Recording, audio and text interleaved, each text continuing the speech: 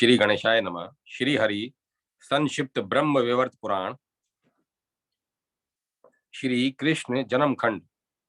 देव सती और पार्वती के गर्भ मोचन की कथा। सती का देह त्याग, पार्वती का जन्म, गर्भवश उनके द्वारा आकाशवाणी की अवहेलना, शंकर जी का आगमन, शैलराज द्वारा उनकी स्तुति तथा उस स्तुति की महिमा। तदंतर शिव निर्माल्य का प्रसंग सुनाकर श्री कृष्ण ने कहा,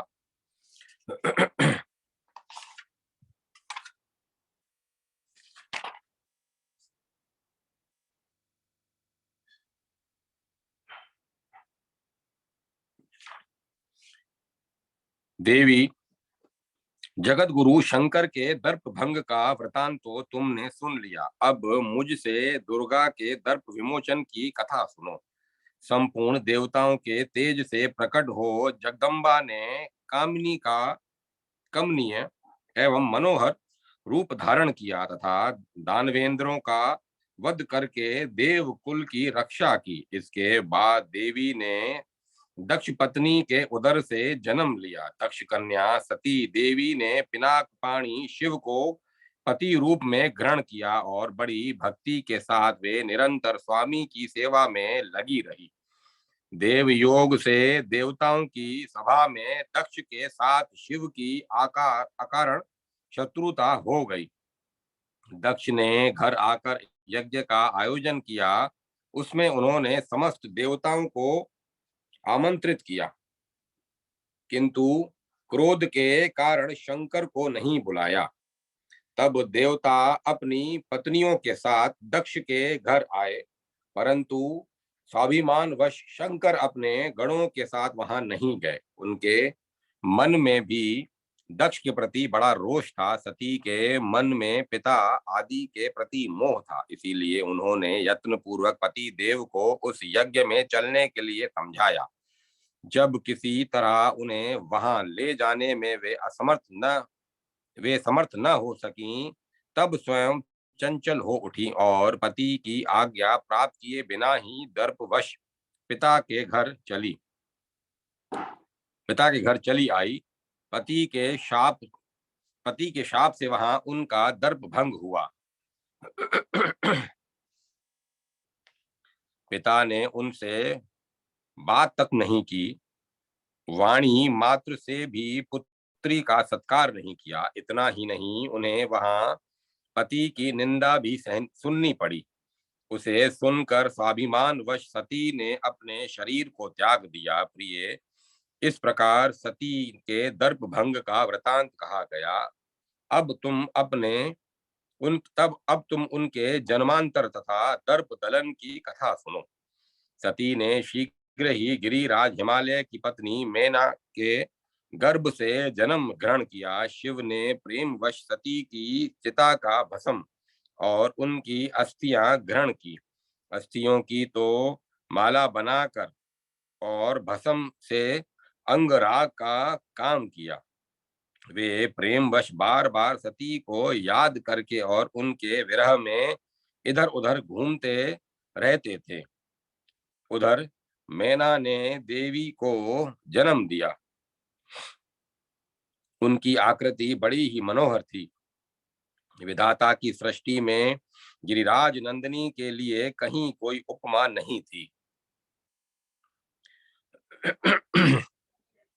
गुणों की तो वे जननी ही हैं, अतः सभी और सब प्रकार के सद्गुणों को धारण करती हैं। समस्त देव पत्नियां उनकी 16वीं कला के बराबर भी नहीं है। जैसे शुक्ल पक्ष में चंद्रमा की कला बढ़ती है, उसी तरह हिमालय के घर में वे देवी दिनों दिन बढ़ने लगी।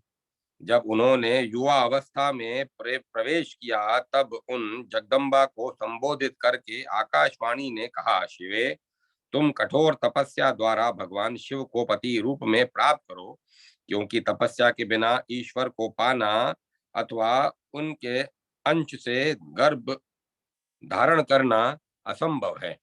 यह आकाशवाणी सुनकर यौवन के गर्भ से भरी हुई पार्वती हंसकर चुप हो रही। वह मन ही मन सोचने लगी कि जो मेरे दूसरे जन्म की अस्थि और भस्म को धारण करते हैं, वे इस जन्म में मुझे श्यानी हुई देख कैसे नहीं ग्रहण करेंगे।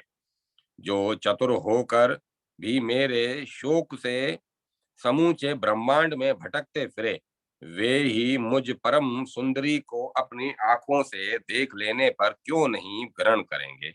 जिन कृपा निधान ने मेरे लिए दक्ष यज्ञ का विध्वंस कर डाला था, वे अपनी जन्म जन्म की पत्नी मुझ पार्वती को क्यों नहीं ग्रहण करेंगे। पूर्व जन्म में ही जो जिसकी पत्नी है और जिसका जो पति है, उन दोनों में यहाँ भेद कैसे हो सकता है। क्योंकि प्रारब्ध को कोई पलट नहीं सकता। अत्यंत अभिमान के कारण अपने को समस्त रूप और गुणों का आधार मानकर साध्वी शिवा ने तप नहीं किया। उन्होंने शिव को ईश्वर नहीं समझा। समस्त सुंदरियों में मुझसे बढ़कर सुंदरी दूसरी कोई नहीं है। यह धारणा हृदय में लेकर शिवा देवी गर्भवश तपस्या में नहीं प्रवृत्त हुई। वे यही सोचती थी कि पुरुष अपनी स्त्री के रूप, यौवन तथा वेशभूषा का ग्राहक है। शिव मेरा नाम सुनते ही बिना तपस्या के मुझे ग्रहण कर लेंगे। मन में यह विश्वास लेकर गिरिराज हिमवान के घर में रहती थी और दिन रात सखी सहेलियों के बीच खेल कूद में मतवाली रहा करती थी। इसी समय शीघ्रता पूर्वक दूत ने गिरिराज के भवन में आकर दोनों हाथ जोड़ उनके सामने मधुर वाणी में कहा। दूत बोला, शैलराज उठिए उठिए, अक्षय वट के पास जाइए। वहां वृषभ वाहन महादेव जी अपने गणों के साथ पधारे हैं। महाराज, आप भक्ति भाव से मस्तक झुका उन्हें मधु पर्क आदि देकर उन्हें इंद्रियातीत देवेश्वर का पूजन कीजिए। महादेव जी सिद्धि स्वरूप, सिद्धों के स्वामी, योगेंद्र के भी गुरु, मृत्युंजय काल के भी काल तथा सनातन ब्रह्म ज्योति हैं। वे प्रभु परमात्म स्वरूप सगुण तथा निर्गुण हैं। उन्होंने भक्तों के ध्यान के लिए निर्मल महेश्वर रूप धारण किया है। दूत की यह बात सुनकर हिमवान प्रसन्नता पूर्वक उठे और मधु पर्क आदि साथ ले भगवान शंकर के समीप गए। दूत की पूर्वोक्त बात सुनकर देवी शिवा के मुख और नेत्र प्रसन्नता से खिल उठे। उन्होंने अपने मन में यही माना कि महेश्वर मेरे ही लिए आए हैं। यही जानकर उन्होंने विविध दिव्य अस्त्रों तथा दिव्य रत्न अलंकारों एवं मालाओं के द्वारा अपने संपूर्ण अंगों को सुसज्जित किया। तत्पश्चात अपने अनुपम रूप को देखकर पार्वती ने मन ही मन शंकर जी का ध्यान किया। विशेषतः स्वामी के चरण कमलों का वे चिंतन करने लगी। उस समय शिव को छोड़कर पिता, माता, बंधु बांधव, साध्वी वर्ग तथा सहोदर भाई किसी को भी उन्होंने अपने मन में स्थान नहीं दिया। इधर गिरिराज हिमालय ने भी वहां जाकर भगवान चंद्रशेखर के दर्शन किए। वे गंगा जी के रमणीय तट से ऊपर को आ रहे थे। उनके मुख पर मंद मुस्कान की प्रभा फैल रही थी। वे संस्कार युक्त माला धारण किए मेरे नाम का जप कर रहे थे। उनके सिर पर सुनहरी प्रभा से युक्त जटा राशि विराजमान थी। वे वृषभ की पीठ पर बैठकर हाथ में त्रिशूल लिए सब प्रकार के आभूषणों से सुसज्जित थे। सर्प का ही यज्ञोपवीत पहने सर्पमय आभूषणों से विभूषित थे। अंग कांति उनकी अंग कांति शुद्ध स्फटिक के समान उज्जवल थी।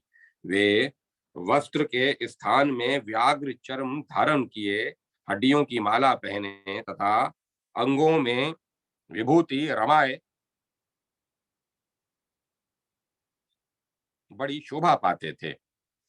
दिगंबर वेश, 5 मुख और प्रत्येक मुख में 3-3 नेत्र थे। उनके श्री अंगों से करोड़ों सूर्यों के समान प्रकाश फैल रहा था। हिमवान ने उनके चारों ओर एकादश रुद्रों को देखा जो ब्रह्म तेज से प्रकाशमान थे। शिव के वाम भाग में महाकाल और दाहिने भाग में नंदिकेश्वर खड़े थे। भूत प्रेत पिशाच चामुंड कृष्णमांड ब्रह्म राक्षस बेताल क्षेत्रपाल भयानक पराक्रमी भैरव सनक सनंदन सनत कुमार सनातन जेगिश्व जेगिश्वय कात्यायन दुर्वासा और अष्टावक्र आदि ऋषि सब उनके सामने खड़े थे। हिमालय ने उन सब को मस्तक झुकाकर भगवान शिव को प्रणाम किया और पृथ्वी पर माथा टेक दंड की भांति पड़कर दोनों हाथ जोड़ उनकी जोड़ो हाथ जोड़ लिए। इसके बाद बड़ी बड़ी भक्ति भाव से शिव के चरण कमल पकड़कर पर्वत राज ने नमस्कार किया और नेत्रों से आंसू बहाते पुलकित शरीर को धर्म के दिए हुए स्तोत्र से परमेश्वर शिव की स्तुति आरंभ की। हिमालय बोले,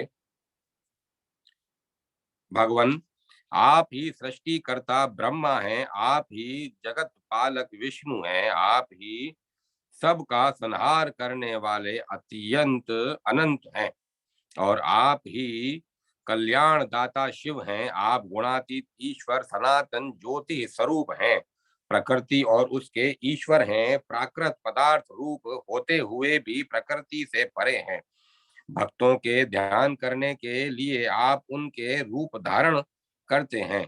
जिन रूपों में जिसकी प्रीति है उसके लिए आप वे ही रूप धारण करते हैं। आप ही सृष्टि के जन्मदाता सूर्य हैं, समस्त तेजों के आधार हैं। आप ही शीतल किरणों से सदा शस्त्रों का पालन करने वाले सोम हैं। आप ही वायु वरुण और सर्वदाहक अग्नि हैं।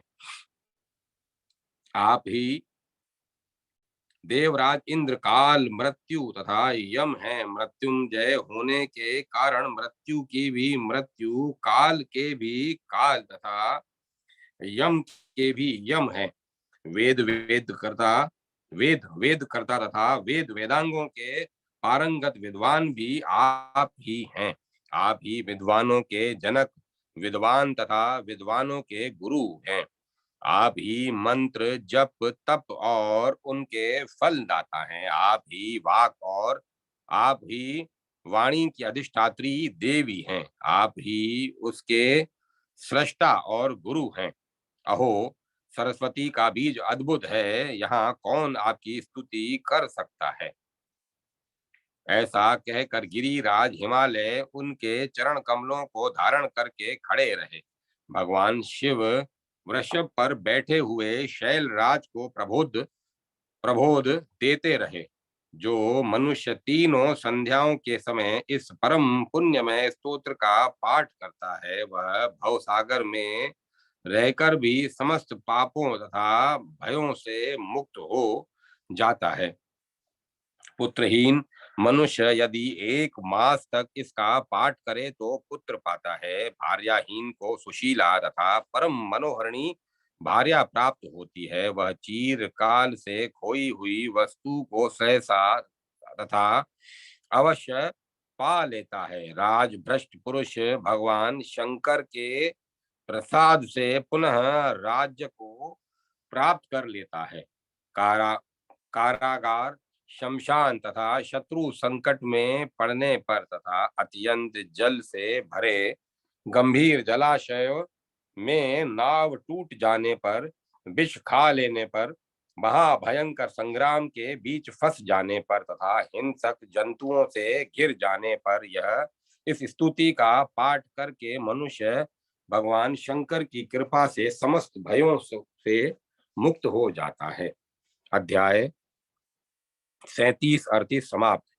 गिरिराज हिमवान द्वारा गणों सहित शिव का सत्कार, मैना को शिव के अलौकिक सौंदर्य के दर्शन, पार्वती द्वारा शिव की परिक्रमा, शिव का उन्हें आशीर्वाद, शिवा द्वारा शिव का षोडशोपचार पूजन, शंकर द्वारा कामदेव का दहन तथा पार्वती को तपस्या द्वारा शिव की प्राप्ति।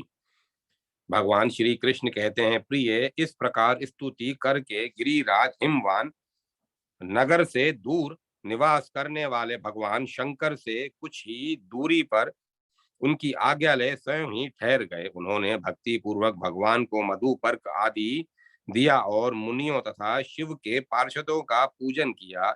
उस समय मैना स्त्रियों के साथ वहां आई। उसने वट के नीचे आसन लगाए चंद्रशेखर शिव को देखा। उनके प्रसन्न मुख पर मंद हास्य की छटा छा रही थी। वे व्याघ्र चर्म धारण किए मुनि मंडली के मध्य भाग में ब्रह्म तेज से प्रकाशित हो रहे थे, मानो आकाश में तारिकाओं के बीच द्विजराज चंद्रमा शोभा पा रहे हैं। करोड़ों कंदर्पों के समान उनका मनोहर रूप अत्यंत आह्लाद प्रदान करने वाला था। वे वृद्धावस्था छोड़कर नूतन यौवन धारण करते थे और अत्यंत सुंदर रमणीय रूप को युवतियों के चित्त चुरा रहे थे। वे कामातुरावा कमनियों को कामदेव के समान जान पड़ते थे, सतियों को औरस पुत्र के समान प्रतीत होते थे, वैष्णवों को महाविष्णु तथा शैवों को सदा शिव के रूप में दृष्टि गोचर होते थे। शक्ति के उपासकों को शक्ति स्वरूप, सूर्य भक्त को सूर्य रूप, दुष्टों को काल रूप तथा श्रेष्ठ पुरुषों को परिपालक के रूप में दिखाई देते थे। काल को काल के समान, मृत्यु को मृत्यु तथा एवं अनंत भयानक जान पड़ते थे। स्त्रियों के लिए उनका व्याघ्र चर्म मनोहर वस्त्र बन गया, भस्म चंदन हो गया, सर्प सुंदर मालाओं के रूप में परिणित हो गए। कंठ में कालकूट की प्रभा कस्तूरी के समान प्रतीत हुई। जटा सुंदर सांवरी हुई चूड़ा जड़ा जटा सुंदर सांवरी हुई चूड़ा जान पड़ी। चंद्रमा भाल देश में चंदन जान पड़े। मस्तक पर गंगा की मनोहारिणी धारा परम सुंदर मालती माला के रूप में परिणित हो गई। अस्थियों की माला रत्नमाला बन गई। धतूर मनोहर चंपा के रूप में बदल गया। 5 मुख के स्थान में उन्हें एक ही मुख दिखाई देने लगा, जो दो नेत्र कमलों से सुशोभित था। मुख शरद पूर्णिमा के चंद्रमा की आभा को प्रतिहत करके अत्यंत देदीप्यमान हो रहा था।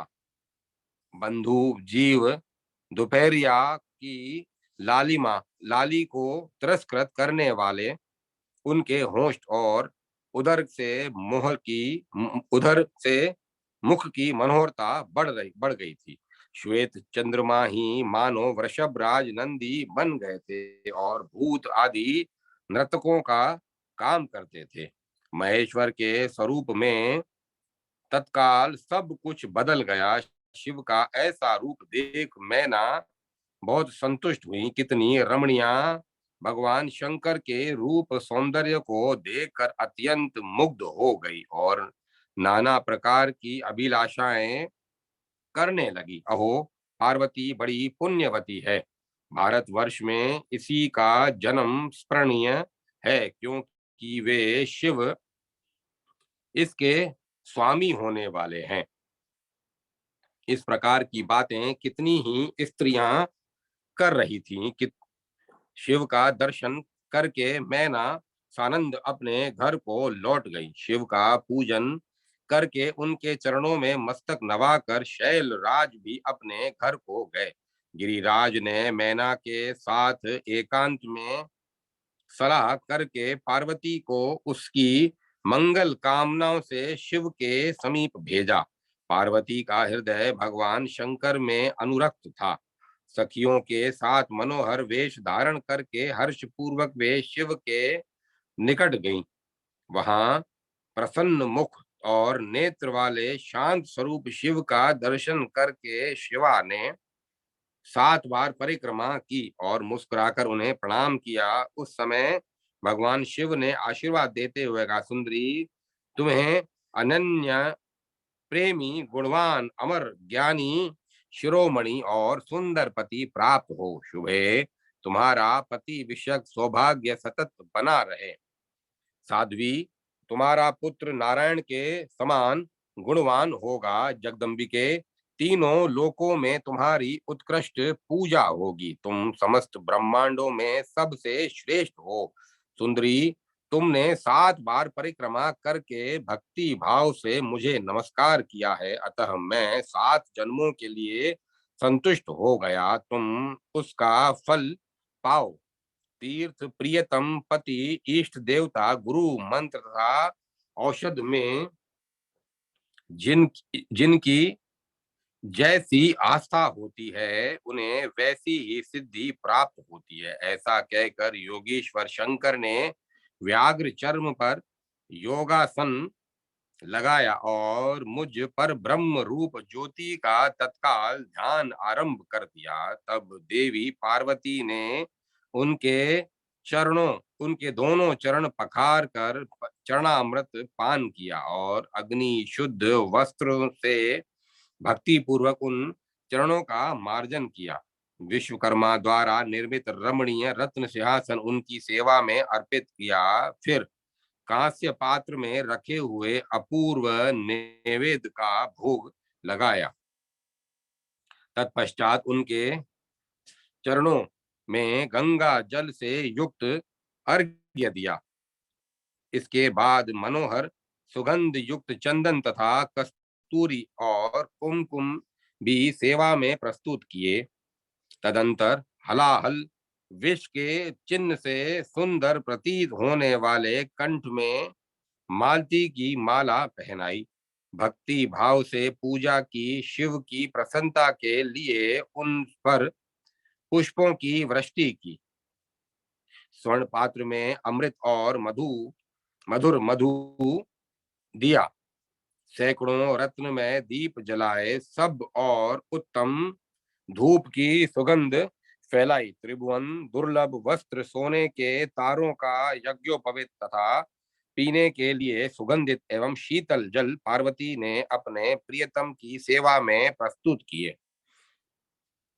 फिर रत्न सारेंद्र निर्मित अतिशय सुंदर रमणीय भूषण, स्वर्णमणि सींग वाली दुर्लभ कामधेनु, स्नानोपयोगी द्रव्य, तीर्थ जल तथा मनोहर तांबुल भी क्रमशः अर्पित किए। इस प्रकार षोडशोपचार चढ़ाकर पार्वती ने बारंबार प्रणाम किया। यह उनका नित्य का नियम बन गया। वे प्रतिदिन भक्ति भाव से शिव की पूजा करके पिता के घर लौट जाया करती थी। अप्सराओं के मुख से इंद्र ने यह सुना कि भगवान महेश्वर पार्वती देवी के प्रति अनुरक्त हैं। यह समाचार सुनकर इंद्र हर्ष से नाचने लगे। उन्होंने बड़ी उतावली के साथ दूत भेजकर कामदेव को बुलवाया। इधर इंद्र की आज्ञा से कामदेव अमरावती पुरी में गए। तब इंद्र ने उन्हें शीघ्र ही उस स्थान पर भेजा जहां शिवा और शिव विद्यमान थे। पंचबाण काम ने अपने पांचों बाणों को साथ ले उस स्थान को प्रस्थान किया जहां शक्ति सहित शिव विराजमान थे। वहां पहुंचकर मदन ने देखा भगवान शिव शिवा के साथ विद्यमान हैं। उनके मुख और नेत्र प्रसन्न दिखाई देते हैं। वे त्रिभुवन कांत एवं शांत हैं। उन्हें देखकर कामदेव बाण सहित धनुष हाथ में लिए आकाश में खड़ा हो गया। उसने बड़े हर्ष के साथ अपने अमोघ एवं अनिवार्य अस्त्र का शंकर पर प्रयोग किया, परंतु वह अमोघ अस्त्र भी परमात्मा शंकर पर व्यर्थ हो गया। जैसे आकाश निर्लेप होता है, उसी तरह निर्लिप्त परमात्मा शिव पर जब वह अस्त्र विफल हो गया, तब कामदेव को बड़ा भय हुआ। वह सामने खड़ा हो भगवान मृत्युंजय की ओर देखता हुआ कांपने लगा। भय से विहल हुए काम ने इंद्र आदि देवताओं का स्मरण किया, तब सब देवता वहां आए और शंकर के कोप से डर कर कांपने लगे। उन्होंने स्तोत्र पढ़कर देवादिदेव शंकर का सत्वन किया। इतने में ही शिव के ललाटवर्ती नेत्र से कोपाग्नि प्रकट हुई।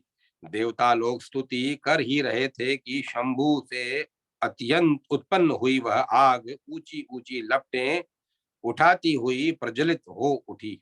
वह प्रलय कालिक अग्नि की ज्वालाओं के समान जान पड़ती थी।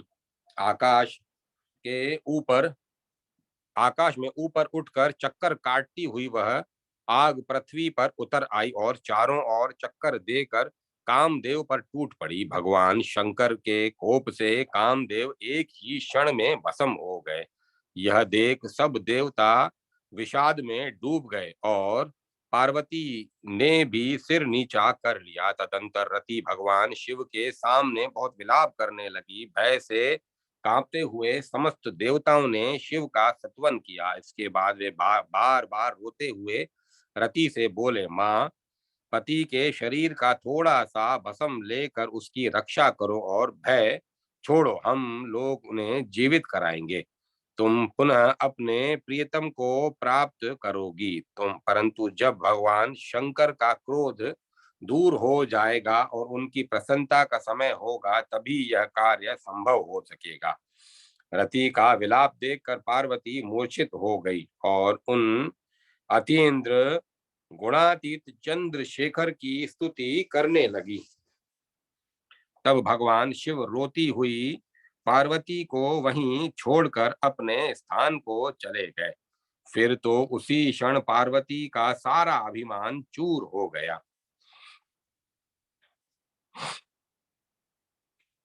गिरिराज नंदिनी ने अपने रूप और यौवन का गर्व त्याग दिया। अब उन्हें सखियों को अपना मुंह दिखाने में भी लज्जा का अनुभव होने लगा। सब देवता रति को आश्वासन दे रुद्रदेव को दंडवत प्रणाम करने के पश्चात अपने स्थान को चले गए। उस समय उनका मन शोक से उद्विग्न हो रहा था। राधिके काम पत्नी रति रोष से लाल आंखों वाले रुद्रदेव का भय से सत्वन करके शोक से रोती हुई अपने घर को चली गई।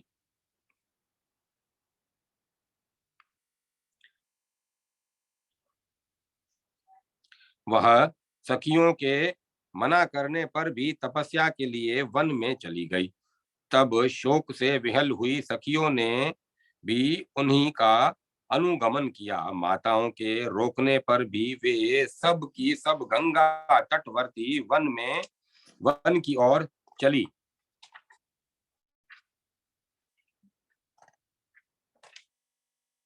चली गई। आगे चलकर पार्वती ने दीर्घ काल तक तपस्या करके भगवान त्रिलोचन को पति रूप में प्राप्त किया।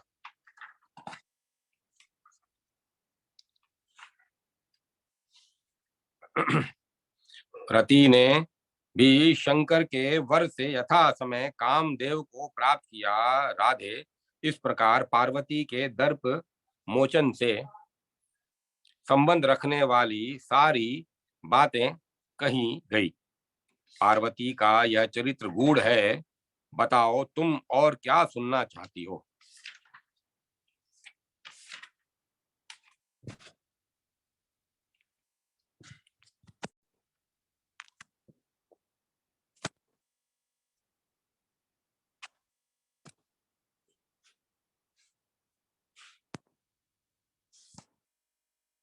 तपस्या अध्याय 39 समाप्त। तपस्या की पार्वती की तपस्या, उनके तप के प्रभाव से अग्नि का शीतल होना, ब्राह्मण बालक का रूप धारण करके आए हुए शिव के साथ उनकी बातचीत, पार्वती का घर को लौटना और माता पिता आदि के द्वारा उनका सत्कार, भिक्षु वेशधारी शंकर का आगमन, शैलराज को उनके विविध रूपों के दर्शन, उनकी शिव भक्ति से देवताओं को चिंता, उनका बृहस्पति जी को शिव निंदा के लिए उकसाना तथा बृहस्पति का देवताओं को शिव निंदा के दोष बताकर तपस्या के लिए जाना। श्री राधिका बोली, प्रभो, यह बहुत ही विचित्र और अपूर्ण चरित्र सुनने को मिला है, जो कानों में अमृत के समान मधुर, सुंदर, निगुण एवं ज्ञान का कारण है। भगवान, यह न तो अधिक संक्षेप से सुना गया है और न विस्तार से ही, परंतु अब विस्तार से ही सुनने की इच्छा है। अतः आप विस्तार पूर्वक इस विषय का वर्णन कीजिए। पार्वती ने स्वयं कौन कौन सा कठोर तप किया था और किस किस वर को पाकर किस तरह महेश्वर को प्राप्त किया, तथा रति ने फिर किस प्रकार कामदेव को जिलाया। प्यारे कृष्ण, आप पार्वती और शिव के विवाह का वर्णन कीजिए। श्री कृष्ण ने कहा, प्राणाधिके राधिके प्राण वल्लभे सुनो, प्राणेश्वरी तुम प्राणों की अधिष्ठात्री देवी हो। प्राणाधारे मनोहरे, जब रुद्रदेव वट वृक्ष के नीचे से चले गए, तब पार्वती माता पिता के बार बार रोकने पर भी तपस्या के लिए चली गई। गंगा के तट पर जो तीनों काल स्नान करके वह मेरे दिए हुए मंत्र का प्रसन्नता पूर्वक जप करने लगी, तब जगदम्बा ने पूरे 1 वर्ष तक निराहार रहकर भक्ति भाव से तपस्या की। तदंतर और भी कठोर तप आरंभ किया। ग्रीष्म ऋतु में अपने चारों ओर आग प्रज्वलित करके वह दिन रात उसे जलाए रखती और उसके बीच में बैठकर निरंतर मंत्र जपती रहती थी। वर्षा ऋतु आने पर शमशान भूमि में शिवा आदि शिवा सदा योगासन लगाकर बैठती और शिला की ओर देखती हुई जल की धरा से भीगती रहती थी।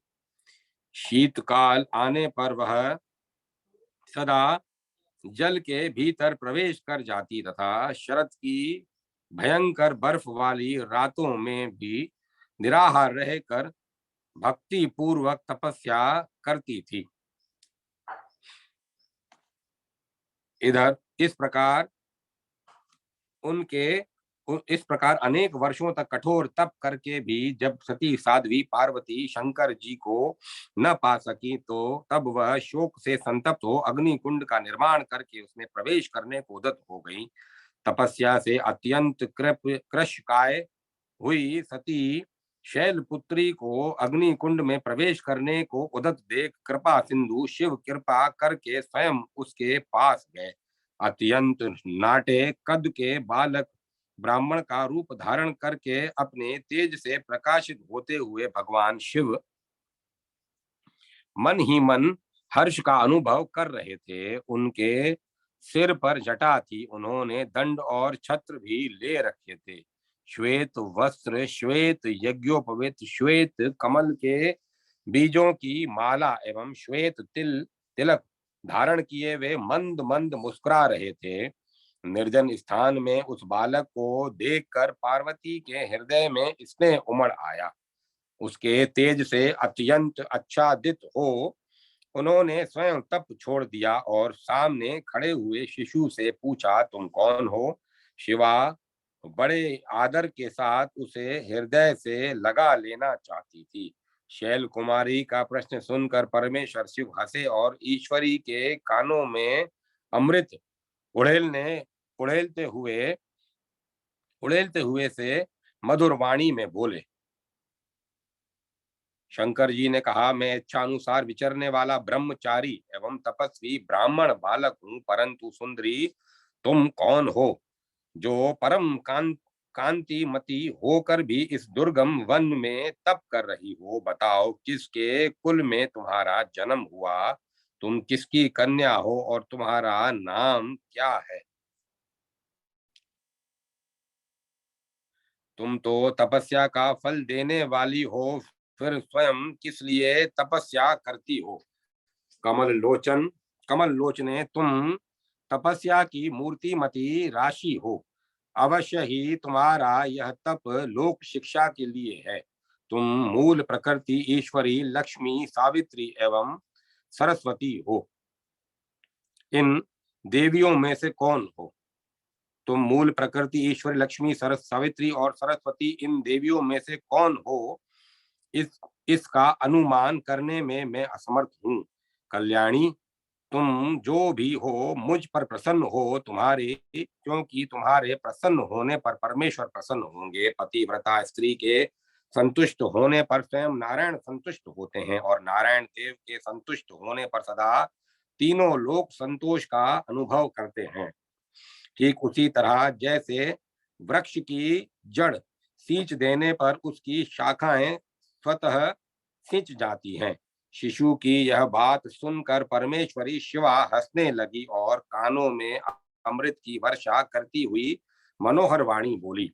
पार्वती ने कहा, ब्राह्मण, न तो मैं वेद जननी सावित्री हूँ, न लक्ष्मी हूँ और न वाणी की अधिष्ठात्री देवी सरस्वती हूँ। मेरा जन्म भारतवर्ष में हुआ है। मैं इस समय गिरिराज हिमवान की पुत्री हूँ। इससे पहले मेरा जन्म प्रजापति दक्ष के घर हुआ था। उस समय मैं शंकर पत्नी सती के रूप में प्रसिद्ध थी। एक बार पिता ने पति की निंदा की, इसीलिए मैंने योग के द्वारा अपने शरीर का त्याग किया। इस जन्म में भी पुण्य के प्रभाव से भगवान शंकर मुझे मिल गए थे, परंतु दुर्भाग्यवश वे मुझे छोड़कर और कामदेव को भस्म करके चले गए। शंकर जी के चले जाने पर मैं मानसिक संताप और लज्जा से विवश हो पिता के घर से तपस्या के लिए निकल पड़ी। अब मेरा मन इस गंगा जी के तट पर ही लगता है। दीर्घ काल तक कठोर तप करके भी मैं अपने प्राण वल्लभ को न पा सकी, इसीलिए अग्नि में प्रवेश करने जा रही थी, किंतु तुम्हें देखकर क्षण भर के लिए रुक गई। अब तुम जाओ, मैं प्रलयाग्नि की शिखा के समान प्रज्वलित अग्नि में प्रवेश करूंगी। ब्राह्मण, महादेव जी की प्राप्ति का संकल्प मन में लेकर शरीर का त्याग करूंगी और जहां जहां भी जन्म लूंगी परमेश्वर शिव को ही पति के रूप में प्राप्त करूंगी। प्रत्येक जन्म में भगवान शिव ही मेरे प्राणों से बढ़कर प्रियतम पति होंगे।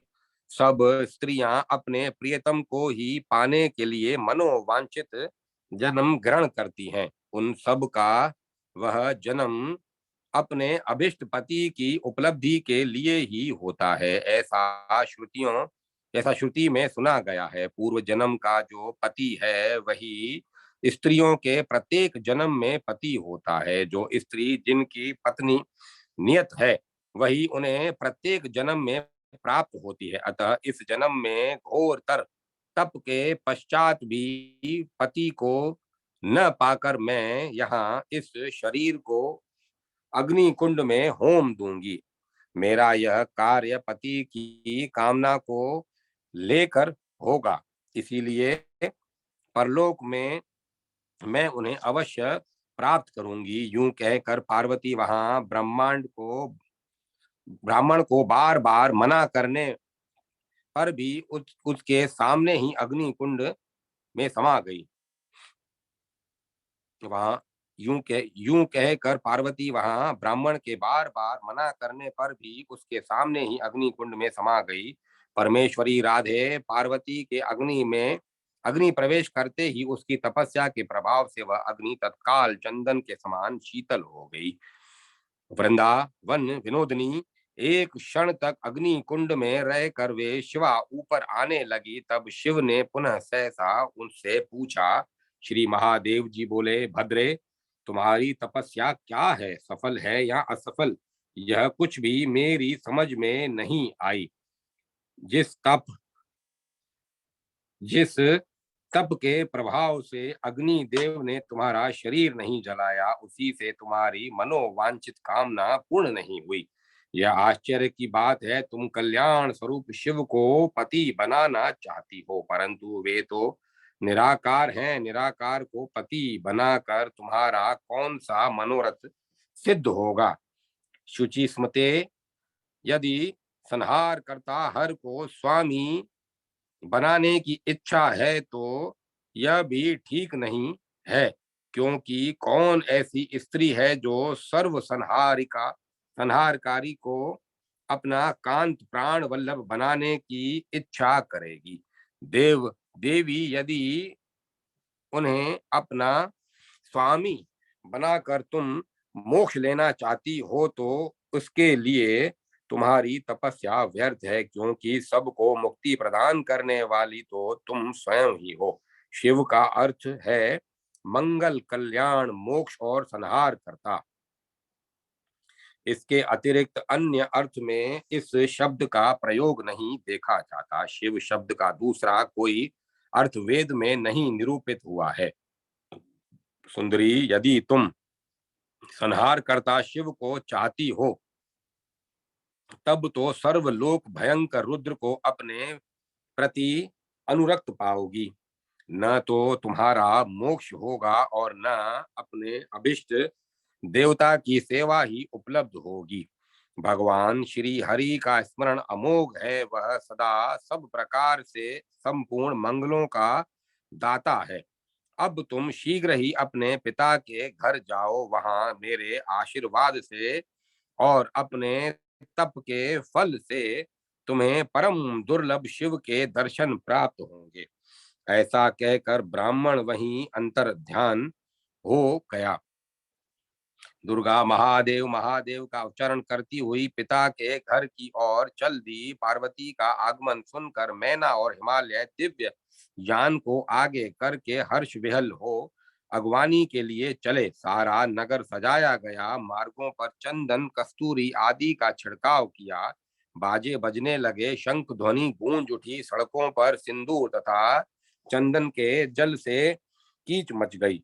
नगर में प्रवेश करके दुर्गा ने माता पिता के दर्शन किए। वे दोनों अत्यंत प्रसन्न हो दौड़ते हुए सामने आए। उनके नेत्रों में हर्ष के आंसू भरे थे और अंग अंग पुलकित हो रहा था। देवी शिवा के मुख पर भी प्रसन्नता थी। उसने सखियों सहित निकट जा माता पिता को प्रणाम किया। तब उन दोनों ने ओ मेरी बच्ची कहकर प्रेम से विहल हो रोने लगे। उस समय दुर्गा को रथ पर बिठाकर वे दोनों अपने घर गए। स्त्रियों ने निर्मचन किया और ब्राह्मणों ने आशीर्वाद दिया। पर्वतराज ने ब्राह्मणों और बंदी जनों को धन दिया। उनसे वेद पाठ और मंगल पाठ करवाए।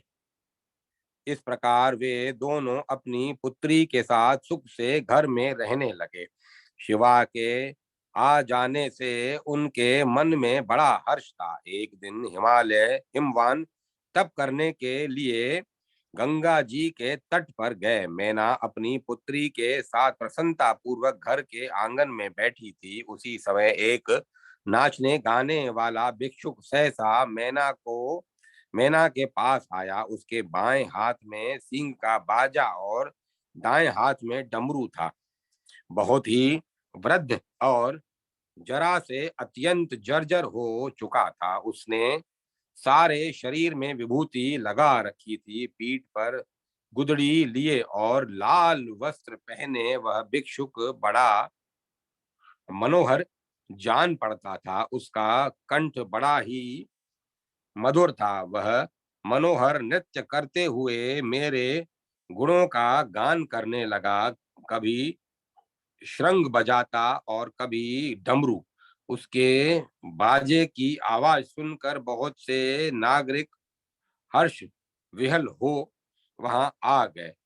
दर्शकों के दर्शकों में बालक बालिका, वृद्ध, युवक युवतियां तथा वृद्धाएं भी थी। मधुर तान और स्वर से युक्त उस सुंदर गीत को सुनकर सहसा सब लोग मोहित एवं मूर्छित हो गए। दुर्गा को भी मूर्छा आ गई। उसने अपने हृदय में भगवान शंकर को देखा। वे त्रिशूल, पटिश और व्याघ्र चर्म धारण किए संपूर्ण अंगों में विभूति से विभूषित थे। बड़ा ही रम्य रूप था। गले में अत्यंत निर्मल अस्थियों की माला शोभा पाती थी। प्रसन्न मुख पर मंद हास्य की छटा छा रही थी। उनकी आकृति से आंतरिक उल्लास सूचित होता था। 5 मुख और प्रत्येक मुख में 3-3 नेत्र शोभा पाते थे। हाथ में माला, कंधे पर नागों का यज्ञोपवीत और मस्तक पर चंद्राकार मुकुट बड़ी सुंदर झांकी थी। वे पार्वती से कह रहे थे कि वर मांगो। हृदय स्थित हर को देखकर पार्वती ने मन ही मन उन्हें प्रणाम किया और वह वर मांगा, आप हमारे पति हो जाइए। एवं मस्तु कहकर शिव अंतर ध्यान हो गए। हृदय में शिव को न देखकर दुर्गा की मूर्छा भंग हुई। उसने आंखें खोलकर देखा, सामने वही भिक्षुक गा रहा है। भिक्षु के नृत्य और संगीत से संतुष्ट हो मैना सोने के पात्र में बहुत से रत्न ले उसे देने के लिए गई, परंतु भिक्षु ने भिक्षा में दुर्गा को ही मांगा, दूसरी कोई वस्तु नहीं ली। वह कौतुकवश पुनः नृत्य करने को उद्यत हुआ, परंतु मैना उसकी बात सुनकर कुपित हो उठी थी। उन्हें आश्चर्य भी हुआ था। उन्होंने भिक्षु को बहुत डांटा तथा उसे घर से बाहर निकाल देने की आज्ञा दी। इसी बीच में अपना तप पूरा करके हिमवान घर पर आए। वहां उन्हें आंगन में खड़ा हुआ एक भिक्षु दिखाई दिया जो बड़ा मनोहर था। उसके विषय में मैना के मुख से सब बातें सुनकर हिमवान हंसे और रुष्ट भी हुए। उन्होंने अपने सेवक को आज्ञा दी, इस भिक्षुक को बाहर निकाल दो, परंतु वह कोई साधारण भिक्षुक नहीं था। आकाश की भांति उसका स्पर्श करना भी कठिन था। वह अपने तेज से प्रज्वलित हो रहा था। उसे कोई बाहर न कर सका। उसे उसके निकट जाने की भी किसी की क्षमता नहीं थी। हिमवान ने एक ही क्षण में देखा, वह उस भिक्षु के सुंदर 4 भुजाएं हैं। मस्तक मस्तक पर किरीट, कानों में कुंडल और तथा शरीर पर पीतांबर शोभा पाता है। श्याम सुंदर रुचिर वेश मन को मोहे लेता है। मुख पर मंद मुस्कान की प्रभा फैल रही है। संपूर्ण अंग चंदन से चर्चित है तथा वे श्री हरि रूपधारी शिव भक्तों पर अनुग्रह करने के लिए कातर जान पड़ते हैं। हिमवान श्री हरि के उपासक थे। उन्होंने पूजा काल में भगवान गदाधर को जो जो फूल चढ़ाए थे वे सब भिक्षु के अंग में और मस्तक पर देखे। उनके द्वारा जो धूप दीप दिए गए थे अथवा जो मनोरम नैवेद्य निवेदित हुआ था वह भी भिक्षु के सामने प्रस्तुत दिखाई दिया। दूसरे ही क्षण में वह भिक्षुक द्विभुज रूप में दृष्टि गोचर हुआ। जब अब उसके हाथ में विनोद की साधन भूता मुरली थी। गोपवेश किशोर अवस्था, श्याम सुंदर वर्ण, मुस्कुराता हुआ मुख, मस्तक पर मोर पंख का मुकुट, श्री अंगों में रत्न में आभूषण, चंदन के अंग राग तथा गले में वनमाला, मानो साक्षात श्री कृष्ण दर्शन दे रहे हों। फिर क्षण भर में वह उज्जवल कांति चंद्रशेखर शिव के रूप में दिखाई दिए। उनके उसके हाथों में त्रिशूल और पटिश शोभा पा रहे थे। वस्त्र की जगह सुंदर वागंबर बागंबर था। संपूर्ण अंगों में विभूति लगी थी। धवल वर्ण था। गले में अस्थियों की माला थी जो आभूषण का काम देती थी। कंधे पर सर्प में यज्ञोपवीत तथा सिर पर तपाए हुए स्वर्ण की सी कांति वाली जटा थी। हाथों में शंख और डमरू थे। सुप्रशस्त एवं मनोहर रूप चित्त को आकृष्ट कर लेता था। भगवान शिव श्वेत कमलों के बीज की माला से हरि नाम का जप करते थे। उनके मन मुख पर उनके प्रसन्न मुख पर मंदहास की छटा छा रही थी। वे भक्तों पर अनुग्रह के लिए कातर दिखाई देते थे, अपने तेज से प्रज्वलित हो रहे थे। उनके 5 मुख और प्रत्येक मुख में 3-3 नेत्र थे। फिर दूसरे ही क्षण में वह भिक्षुक जगत सृष्टा चतुर्मुख ब्रह्मा के रूप में दृष्टि गोचर हुआ। ब्रह्मा जी स्फटिक की माला लेकर हरि नाम का जप कर रहे थे। हिमवान ने देखा, क्षण भर में वह त्रिगुणात्मक सूर्य स्वरूप हो गया। अत्यंत दुस्सह प्रकाश से युक्त सूर्य देव ब्रह्म तेज से ज्वाजल्यमान थे। फिर एक क्षण तक वह अत्यंत तेज से प्रज्वलित अग्नि के रूप में विद्यमान रहा। तत्पश्चात क्षण भर आह्लाद जनक चंद्रमा के रूप में शोभा पाता रहा। तदंतर एक ही क्षण में तेज स्वरूप निराकार निरंजन निर्लिप्त निरीह परमात्मा स्वरूप में स्थित हो गया। इस प्रकार स्वेच्छा में नाना रूप धारण करने वाले परमेश्वर का दर्शन कर शैलराज के नेत्रों में आनंद के आंसू छलक आए। उनका अंग अंग पुलकित हो गया। उन्होंने साष्टांग दंडवत प्रणाम किया और भक्ति भाव से परिक्रमा करके बारंबार मस्तक झुकाया। फिर हर्ष से उछलकर हिमवान ने जब पुनः देखा तो वही भिक्षुक सामने था। वास्तव में वह भिक्षुक ही है ऐसा उन्हें दिखाई दिया। भगवान विष्णु की माया से शैलराज उसके नाना रूप धारण संबंधी सब बातों को भूल गए। भिक्षुक उनसे भीख मांगने लगा। उसके पास भिक्षा का पात्र था। उसने रक्त वस्त्र धारण किए रक्त व धारण किया था। हाथों में श्रृंग और विचित्र डमरू के बाजे थे। वह भिक्षा के भिक्षा में केवल दुर्गा को ग्रहण करने के लिए उत्सुक था, दूसरी किसी वस्तु को नहीं। परंतु विष्णु माया से मोहित हुए शैलराज ने उसकी याचना स्वीकार नहीं की। भिक्षु ने भी और कुछ नहीं लिया, वह वहीं अंतर्ध्यान हो गया। प्रिय, इस समय उस समय मैना और गिरिराज को ज्ञान हुआ। वे बोले, अहो, हमने विश्वनाथ को दिन में स्वप्न की भांति देखा है। भगवान शिव हम दोनों को वंचित करके अपने स्थान को चले गए।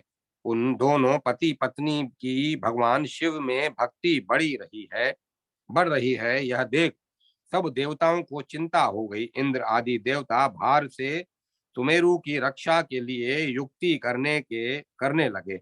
वे आपस में कहने लगे, यदि हिमवान अन्य भक्ति से भारत में भगवान शिव को कन्या दान करेंगे तो निश्चय ही निर्वाण मोक्ष को प्राप्त होंगे। अनंत रत्नों का आधार हिमालय यदि पृथ्वी को छोड़कर चला जाएगा तो उसका रत्न गर्भा नाम अवश्य ही मिथ्या हो जाएगा।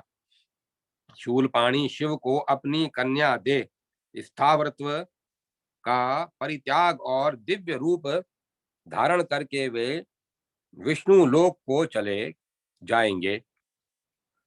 फिर तो अनायास ही उन्हें नारायण की सारूप्य प्राप्त हो जाएगा।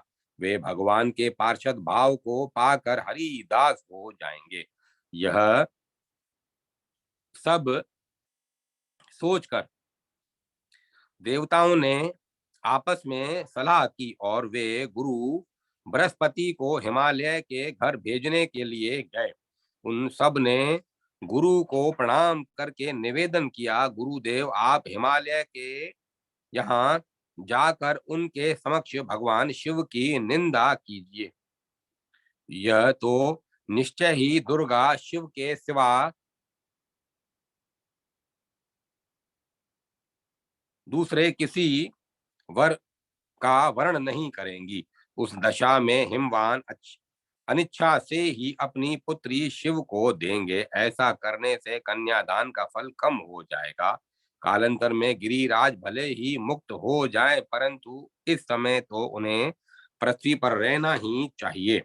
भगवान आप ही अनंत रत्नों के आधारभूत हिमालय को भारतवर्ष में रखिए, उन्हें यहाँ से जाने न दीजिए। देवताओं का वचन सुनकर गुरु बृहस्पति जी ने दोनों हाथ कानों में लगा लिए और नारायण नारायण का स्मरण करते हुए उनकी प्रार्थना अस्वीकार कर दी। वेद वेदांग के विद्वान बृहस्पति हरि और हर के महान भक्त थे। उन्होंने देवताओं को बारंबार फटकार कर कहा। बृहस्पति बोले, स्वार्थ साधन में तत्पर रहने वाले देवताओं, मेरी सच्ची बात सुनो। मेरा यह वचन नीति का सार तत्व वेदों द्वारा प्रतिपादित तथा परिणाम में सुख देने वाला है। जो पापी शिव और विष्णु के भक्त की भू देवता ब्राह्मणों की गुरु और पतिव्रता की पति भिक्षु ब्रह्मचारी तथा सृष्टि के बीज भूत देवताओं की निंदा करते हैं, वे चंद्रमा और सूर्य के रहने तक काल सूत्र नामक नरक में पकाए जाते हैं। उन्हें कफ तथा मल मूत्र में दिन रात सोना पड़ता है। उन्हें कीड़े खाते हैं और वे कातर वाणी में आर्तनाद करते हैं।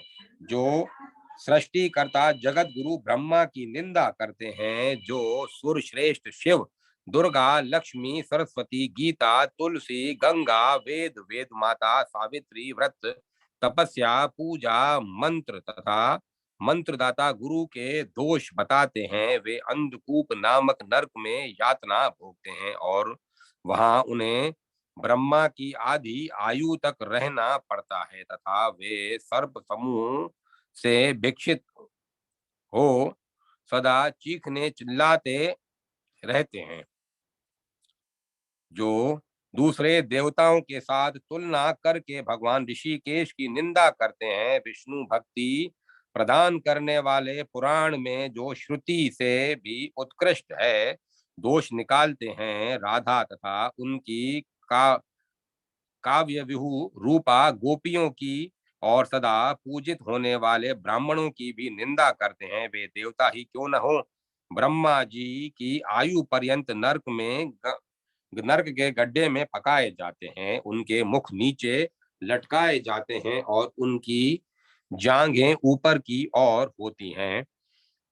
विकृताकार सर्प समूह तथा सर्प की सी आकृति वाले कीट उनके सारे अंगों से में लिपट कर काटते रहते हैं और वे अत्यंत कातर तथा भयभीत हो सदा आर्तनाद किया करते हैं।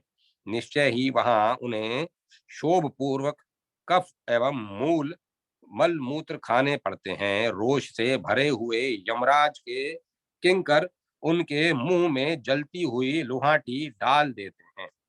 तीनों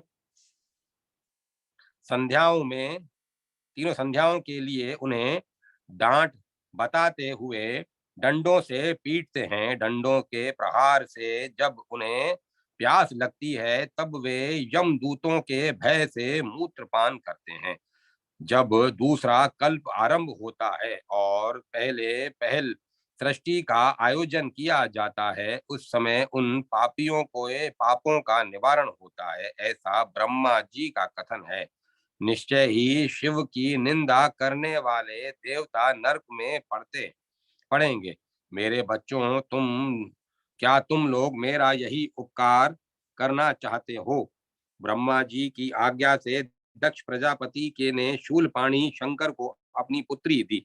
उसी के पुण्य से शिव की निंदा करने पर भी उन्हें पाप नहीं लगा, अपितु परम ऐश्वर्य की प्राप्ति हुई। उन्होंने अनिच्छा से ही भगवान शंकर को कन्यादान किया था, इसीलिए उन्हें चौथाई पुण्य की ही प्राप्ति हुई। अतएव वे सारूप्य मोक्ष को न पाकर तुच्छ सृष्टि का ही अधिकार प्राप्त कर सके। देवताओं, तुम ही लोगों में से कोई हिमवान के घर जाकर अपने मत के अनुसार कार्य करे और प्रयत्न पूर्वक शैलराज के मन में अश्रद्धा उत्पन्न करे। अनिच्छा से कन्यादान करके गिरिराज हिमवान सुखपूर्वक भारतवर्ष में स्थित रहें। भक्ति पूर्वक शिव को पुत्री देकर तो वे निश्चय ही मोक्ष प्राप्त कर लेंगे। अश्रद्धा उत्पन्न होने के बाद अरुंधति को साथ ले सब सप्तऋषि अवश्य ही गिरिराज के घर जाकर उन्हें समझाएंगे। दुर्गा शिव के सिवा दूसरे किसी वर का वर्ण नहीं करेंगी। उस दशा में पुत्री के आग्रह से वे अनिच्छा पूर्वक शिव को अपनी कन्या देंगे। इस प्रकार मैंने अपना सारा विचार व्यक्त कर दिया। अब देवता लोग अपने अपने घर को पधारें। यूं कहकर बृहस्पति शीघ्र ही तपस्या के लिए आकाश गंगा के तट पर चले गए। अध्याय 40 समाप्त। अब मैं कथा के विराम देता हूँ।